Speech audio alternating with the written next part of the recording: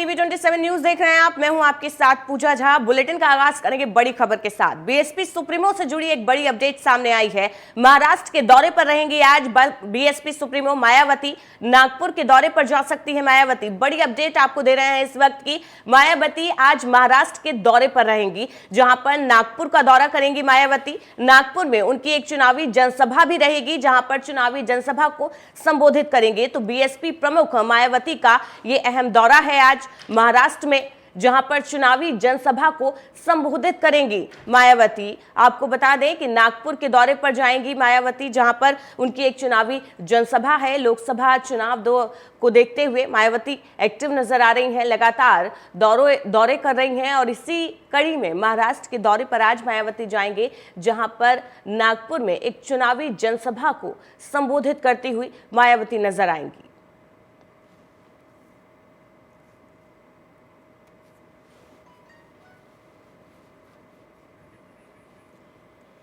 तो इस वक्त की बड़ी खबर आपको बता रहे हैं। नागपुर के दौरे पर मायावती आज रहेंगी। महाराष्ट्र का उनका ये काफी अहम दौरा है लोकसभा चुनावों को देखते हुए, जहां पर चुनावी हुंकार भरती हुई मायावती नजर आएंगी। उनके साथ उनके भतीजे आकाश आनंद भी हो सकते हैं, हालांकि इसको पुख्ता तौर पर नहीं कहा जा सकता। जो जानकारी सामने आ रही है, कहा जा रहा है कि मायावती आज नागपुर में चुनावी जनसभा करेंगी, जहां पर आज हुंकार भरती हुई नजर आएंगी।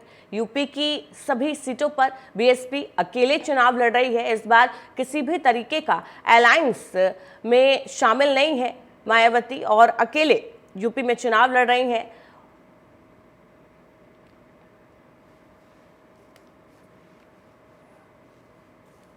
गृह मंत्री अमित शाह से जुड़ी एक और बड़ी अपडेट सामने आई है, जहां पर आज गृह मंत्री अमित शाह भी महाराष्ट्र जाएंगे। नांदेड़ में शाम को 5:30 बजे अमित शाह नांदेड़ जाएंगे, जहां पर चुनावी जनसभा को संबोधित करेंगे गृह मंत्री अमित शाह।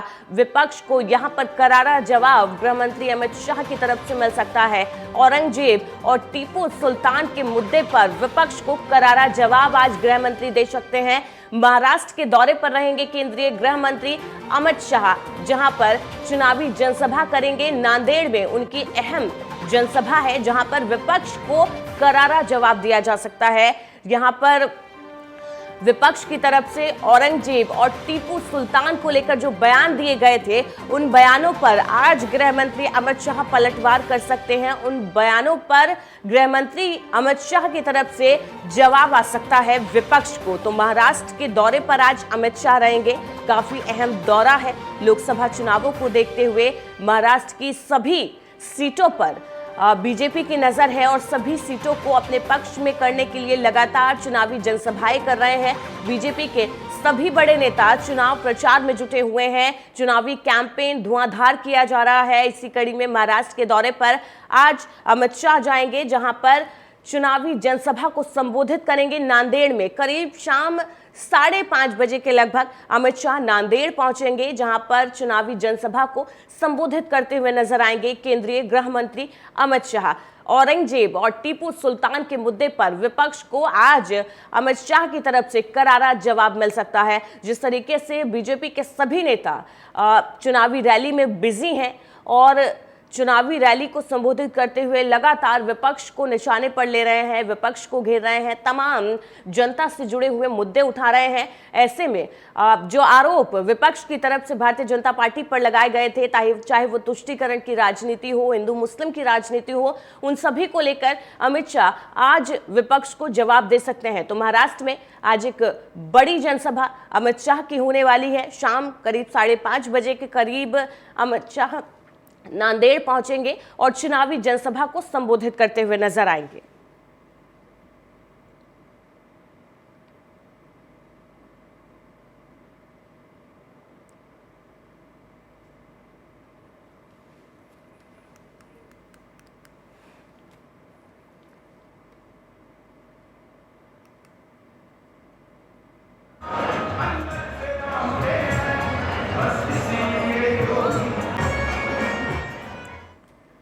तो अरविंद केजरीवाल को एक बड़ा झटका लगा है। केजरीवाल के निजी सचिव को हटाया गया है। विजिलेंस विभाग ने वैभव कुमार को निजी सचिव के पद से हटा दिया है। तो अरविंद केजरीवाल को एक बड़ा झटका लगा है। उनके निजी सचिव को विजिलेंस विभाग ने पद से हटा दिया है। वैभव कुमार निजी सचिव के तौर पर काम कर रहे थे अरविंद केजरीवाल के लिए। विजिलेंस विभाग ने उनको उनके पद से हटा दिया है। केजरीवाल को ये बड़ा झटका लगा है। 15 अप्रैल तक अरविंद केजरीवाल न्यायिक हिरासत में है। हाई कोर्ट में उनकी गिरफ्तारी को लेकर सुनवाई हुई थी, लेकिन कोई राहत मिलती हुई नजर नहीं आई। राउज एवेन्यू कोर्ट से भी उनकी जमानत याचिका खारिज कर दी गई।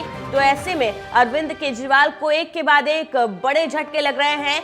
कल उन्हीं की पार्टी के एक बड़े नेता ने इस्तीफा सौंप दिया था आम आदमी पार्टी को, और उसके बाद आज विजिलेंस विभाग ने निजी सचिव वैभव कुमार को उनके पद से हटा दिया है। तो अरविंद केजरीवाल के लिए संकट की घड़ी, लगातार उनको एक के बाद एक झटके मिल रहे हैं। अब देखना होगा आम आदमी पार्टी किस तरीके से अपने आप को उबार पाती है, क्या रणनीति बनाती है। चुनाव सर पर हैं, ऐसे में किस तरीके से आम आदमी पार्टी दिल्ली की जनता के बीच में एक बार फिर से अपने लिए विश्वास जगा पाती है, क्या कुछ काम किए जाते हैं, ये देखने वाली बात होगी। लेकिन अरविंद केजरीवाल को एक के बाद एक झटके लग रहे हैं। आज निजी सचिव अरविंद केजरीवाल के वैभव कुमार को विजिलेंस विभाग ने उनके पद से हटा दिया है। तो अरविंद केजरीवाल को लेकर ये बड़ी खबर सामने आ रही है कि अरविंद केजरीवाल को एक बार फिर से झटका लगा है।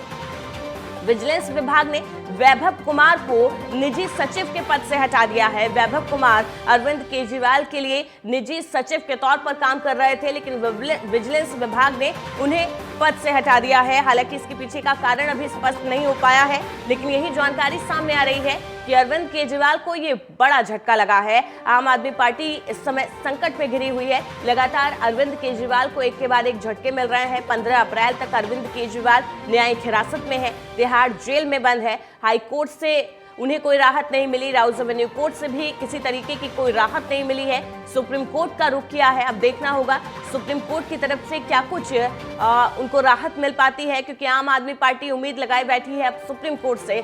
आम आदमी पार्टी का कहना है कि सुप्रीम कोर्ट से उन्हें न्याय की उम्मीद है, और उन्हें लगता है कि सुप्रीम कोर्ट शायद उनके पक्ष में कोई फैसला ले या सुप्रीम कोर्ट से जमानत पर राहत मिल जाए। बहरहाल ये देखने वाली बात होगी जब सुप्रीम कोर्ट में मामले की सुनवाई होगी। लेकिन फिलहाल अरविंद केजरीवाल को जिस तरीके से ये खबरें सामने आ रही है, कल उनके एक बड़े नेता ने पार्टी से इस्तीफा दे दिया था। आज निजी सचिव वैभव कुमार को उनके पद से हटा दिया गया है। तो अरविंद केजरीवाल के लिए संकट की घड़ी है, मुश्किल की घड़ी है। लगातार मुश्किलों में घिरते हुए नजर आ रहे हैं दिल्ली के मुख्यमंत्री अरविंद केजरीवाल।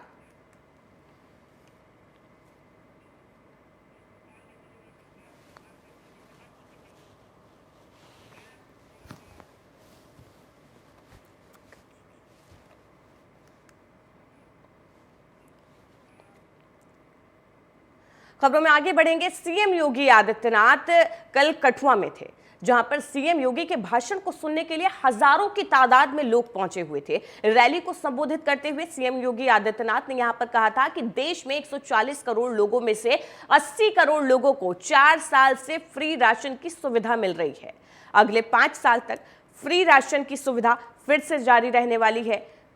इस दौरान सीएम योगी आदित्यनाथ ने पाकिस्तान पर भी जमकर हमला बोला। दूसरी तरफ साल 1947 में भारत से अलग हुआ पाकिस्तान भीख का कटोरा लेकर दुनिया भर में भीख मांगता हुआ नजर आ रहा है। कुछ इस तरीके से सीएम योगी आदित्यनाथ पाकिस्तान पर निशाना साधते हुए नजर आए। तो कल कठुआ में सीएम योगी आदित्यनाथ की जनसभा थी, रैली थी, और यहां पर भारी संख्या में लोगों का हुजूम उमड़ा था।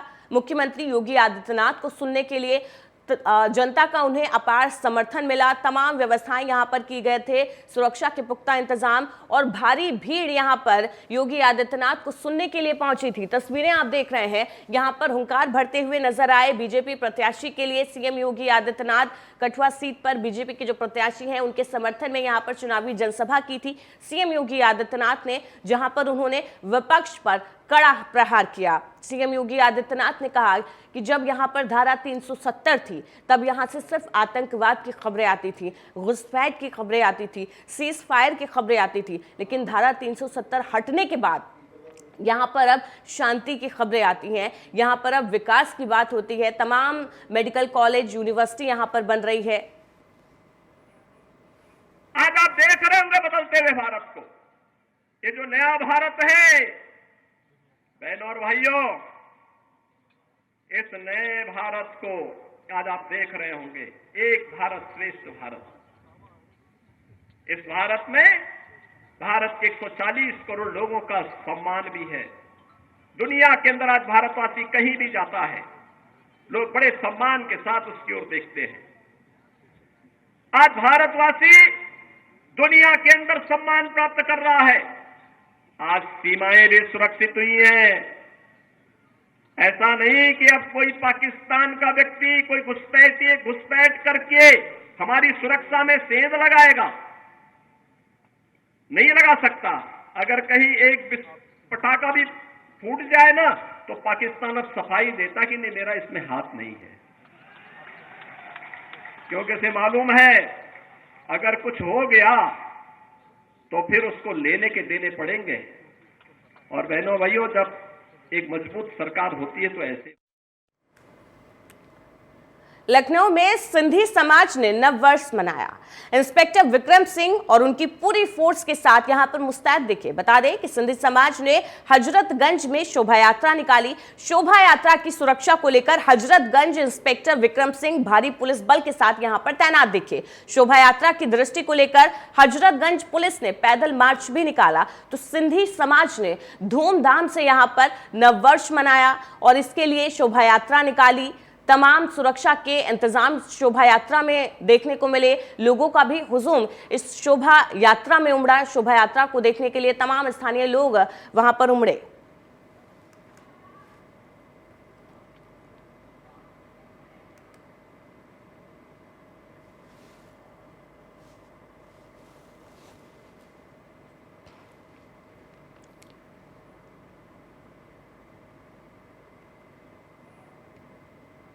पूर्व चुनाव आयुक्त अनूप चंद्र पांडे ने यूपी विधानसभा का दौरा किया। इस दौरान उन्होंने विधानसभा आधुनिकीकरण और उसमें हुए बदलावों की जमकर सराहना की।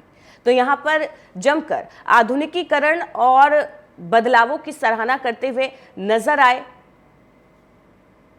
तो पूर्व चुनाव आयुक्त का यूपी विधानसभा का दौरा था, जहां पर वो यूपी विधानसभा में दौरा करते हुए नजर आए। तमाम चीज़ों का अवलोकन उन्होंने किया। तस्वीरें आप देख रहे हैं जहां पर वो चीज़ों का अवलोकन कर रहे हैं। आधुनिकीकरण और जिस तरीके से समाज में आज बदलाव हुआ है, लोगों की सोच में बदलाव आया है, विकास के नए नए काम हो रहे हैं, इन सभी चीज़ों की उन्होंने जमकर सराहना की।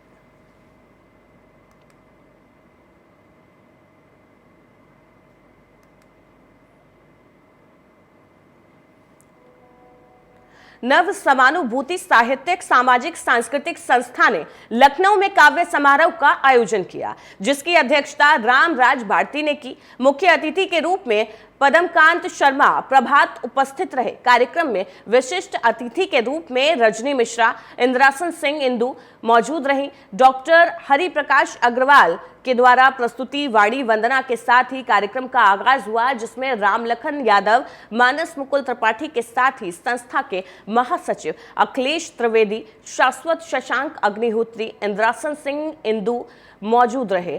तो डॉक्टर हरि प्रकाश भी इस काव्य समारोह में मौजूद रहे।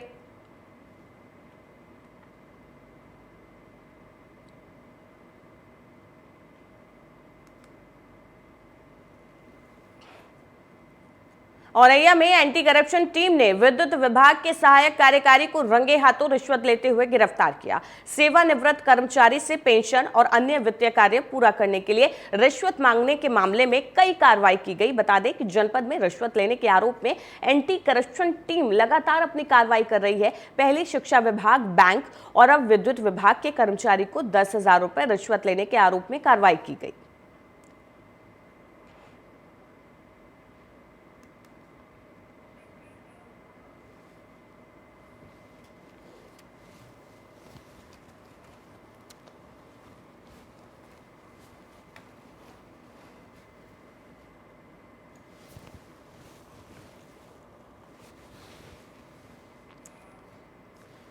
भदोही जिले में डीएम के नेतृत्व में मतदाता जागरूकता रैली निकाली गई। इस रैली में हजारों की संख्या में बाइक सवारों ने भाग लिया। जिलाधिकारी ने मतदान की अलग अलग ज्योति जलाई।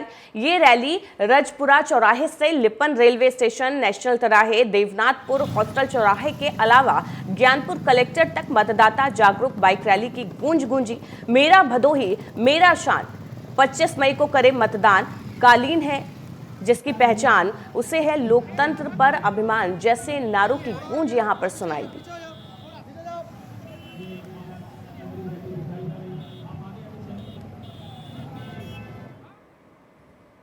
जनपद भदोही में पिछले लोकसभा चुनाव में मतदान का प्रतिशत जबकि बहुत कम था, 52-53% था, जबकि पूरे कंट्री का जो प्रतिशत था वो 67% था। इस क्रम में भदोही एक कुछ चुने हुए स्थानों में से निकल कर के आया, जहां पर की वोटिंग परसेंटेज लगभग सभी पार्लियामेंट्री कॉन्स्टिट्यूंसीज के सभी असेंबली कॉन्स्टिट्यूंसीज के अंदर में कम रहा था। जो पार्लियामेंट्री कॉन्स्टिट्यूंसी 78 भदोही के संलग्नक हैं। इस दिशा में हम लोगों ने एक कॉन्फ्रेंसिंग भी करी गई थी, वीडियो कॉन्फ्रेंसिंग इस दिशा में किया गया इलेक्शन कमीशन के द्वारा, जिसके माध्यम से हमें देश के विभिन्न राज्यों में और विभिन्न जिलों में, विभिन्न पार्लियामेंट्री कॉन्स्टिट्यूंसीज में, अर्बन एरियाज़ में अलग अलग तरह के इनोवेटिव प्रयास किए जा रहे हैं ताकि वो मतदान का प्रतिशत बढ़ा सके। कासगंज में एक 2 साल की मासूम बच्चे ने खेल खेल में जहरीला पदार्थ चाट लिया, जिससे बच्चा बेहोश हो गया।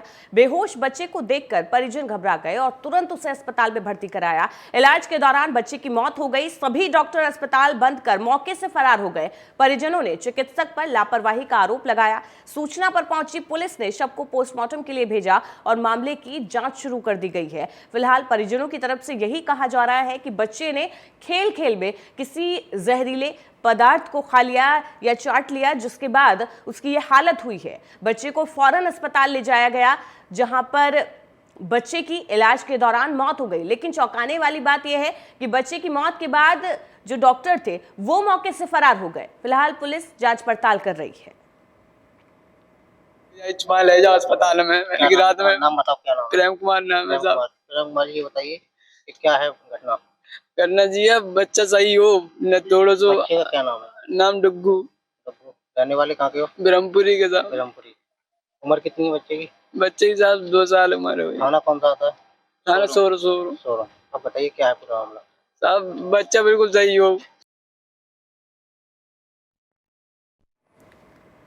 प्रतापगढ़ में गेहूं की फसल काटकर घर लौट रही मां और बेटी को तेज रफ्तार बोलेरो ने रौंद दिया।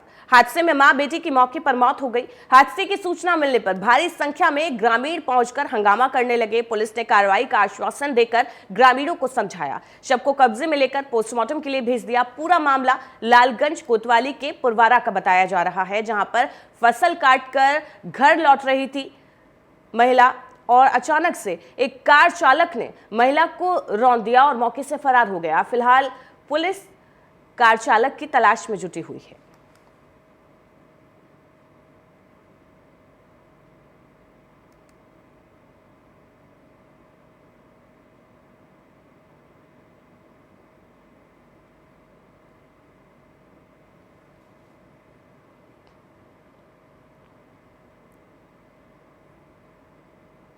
यूपी के मुजफ्फरनगर जनपद में स्थित एक बैंकेट हॉल में राष्ट्रीय लोकदल के राष्ट्रीय अध्यक्ष जयंत चौधरी के सम्मान समारोह में एक जनसभा का आयोजन किया गया। इसी दौरान जनता को संबोधित करते हुए जयंत चौधरी ने कहा कि अगर बिजनौर लोकसभा सीट से चंदन चौहान को एमपी बनाना चाहते हो तो मुजफ्फरनगर से डॉक्टर संजीव बालियान को भी एमपी बनाना पड़ेगा। साथ ही उन्होंने ये भी कहा कि कोई भी अपना वोट खराब मत करना।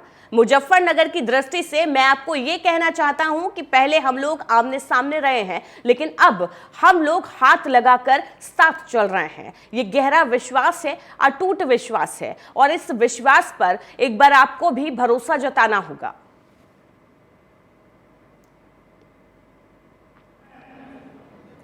जिनके द्वारा सेवा के कोशिश हो रहे क्यों हो रहे हैं?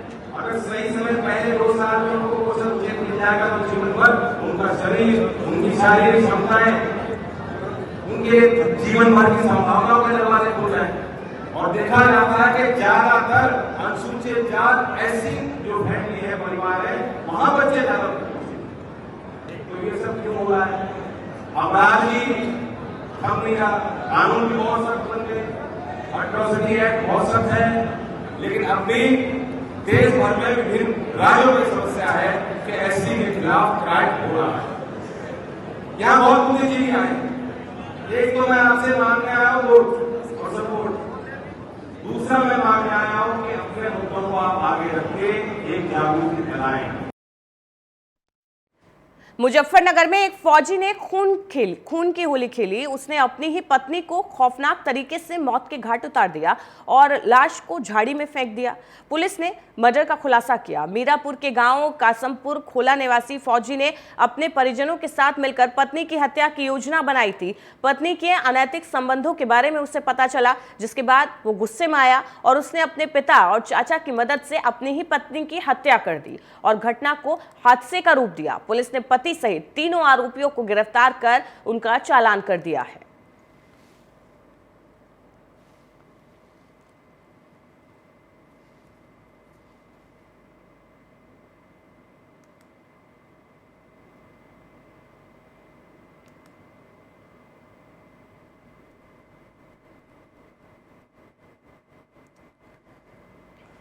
आज थाना मीरापुर द्वारा एक हत्या की घटना का सफल अनावरण किया गया है। दिनांक 3 अप्रैल 2024 को थाना मीरापुर पर एक एक्सीडेंट का मुकदमा लिखवाया गया था, जिसमें तहरीर दी गई कि एक पति पत्नी मोटरसाइकिल से जा रहे थे और उनका ट्रैक्टर से एक्सीडेंट हुआ। पत्नी की ऑन द स्पॉट मृत्यु हो गई और पति जो है वो मिलिट्री हॉस्पिटल मेरठ में रेफर होकर के एडमिट हो गया है। जब इसकी बहुत डिटेल में जब इसकी जांच की गई, सीसीटीवी कैमरास का विश्लेषण किया गया, पोस्टमार्टम रिपोर्ट का विश्लेषण किया गया, एम्बुलेंस स्टाफ का बयान लिए गए, तहरीर लेखक के बयान लिए गए, तो इससे ये बात सामने आई कि एक्सीडेंट नहीं, दरअसल ये एक मर्डर है। इसके बाद एक पृथक थाना मीरापुर पर 302, 120B और 201 का मुकदमा लिखवाया गया और इसकी जांच की गई तो ये बातें सामने आई कि महिला के पति ने, मोनू फौजी जो है, उसने अपनी पत्नी का हत्या कर दी थी और उसके बाद पति ने, चाचा ने और उसके पिता ने, तीनों ने मिल करके उसको एक्सीडेंट दिखाने के लिए उसको सिर्फ ट्रैक्टर से कुचल दिया, ट्रैक्टर से अपनी मोटरसाइकिल का भी एक्सीडेंट कर दिया और ये चीज़ दिखाने की कोशिश की गई ये एक्सीडेंट हुआ है। जो फौजी है ये मिलिट्री हॉस्पिटल से भी भाग गया था। इसको आज थाना मीरापुर पुलिस ने गिरफ्तार कर लिया है और तीनों को आज रिमांड कर जेल भेजा जा रहा है। देश भर में माता के नवरात्रों की धूम देखी जा रही है। सुबह से ही मंदिरों में भक्तों की भीड़ नजर आ रही है। दुल्हन की तरह मंदिरों को सजाया गया है। बुलंदशहर का खुर्जा नवदुर्गा शक्ति मंदिर पर भी लाखों तादाद में श्रद्धालु दर्शन के लिए उमड़े। श्रद्धालु दर्शन के बाद नवदुर्गा को चने, हलवा और पूरी का भोग लगा रहे हैं। मंदिरों पर भक्तों की भीड़ को देखते हुए जिला प्रशासन ने सुरक्षा के पुख्ता इंतजाम किए हैं। तो नवरात्र का त्योहार है, पूरे देश भर में नवरात्र की धूम देखी जा रही है। तमाम मंदिरों को दुल्हन की तरह सजाया गया है। बुलंदशहर के नवदुर्गा मंदिर की ये तस्वीरें आप देख रहे हैं, जहां पर माता को भोग लगाने के लिए भारी तादाद में भक्त यहां पर पहुंचे हैं और माता की पूजा अर्चना कर उन्हें भोग लगा रहे हैं।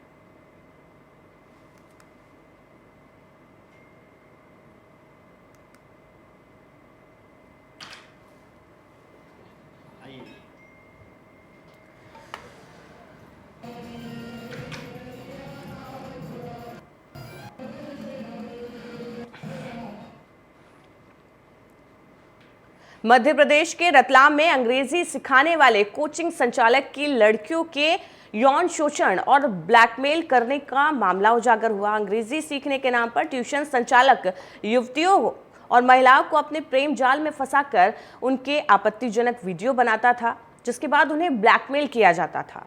एक महिला की शिकायत पर आरोपी को गिरफ्तार कर लिया गया है। आरोपी के मोबाइल से सैकड़ों अश्लील वीडियो मिले हैं। पुलिस इस मामले में अब कार्रवाई कर रही है।